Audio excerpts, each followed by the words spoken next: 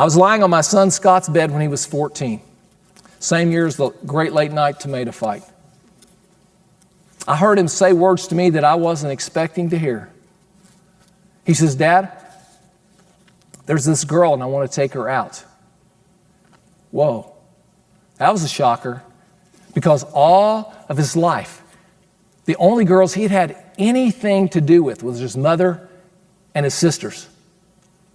And up till 6 months before, I had heard coming directly out of his mouth, "All girls have cooties." And so it was a total surprise to me that we're sitting on this bed and he says that to me. And here was the other issue that was going along with this. Not only at 14 did he want to go out with a girl, but the girl he wanted to go out was 16. And so I gave my response.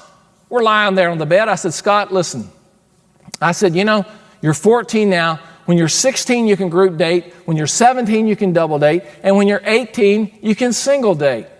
Well, I started into that. And when I got to the, "Scott, when you're 16, you can group date," he began to laugh. When I got to the 17, you can double date, he was now doubled over with laughter. By the time I got to the place where he was 18 and you can single date, he had actually rolled off the bed. I'm looking over there saying, "Son, get up. This is not funny. I'm serious about this." So he comes off the floor.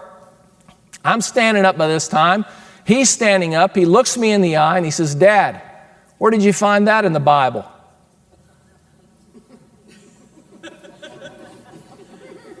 I began to back away from that situation. I said, "I'm not sure where that is, but I'll find it somewhere." And here's what we're going to do. I said, "I'm going to think about this and I'll get back to you on it, okay? I'll get back to you." So I kind of backpedaled my way out of the room.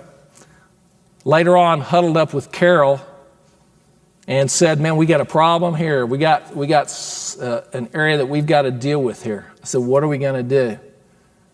I said, "Obviously this 16, 17, 18 thing's not going to work, so we got to come up with a different plan."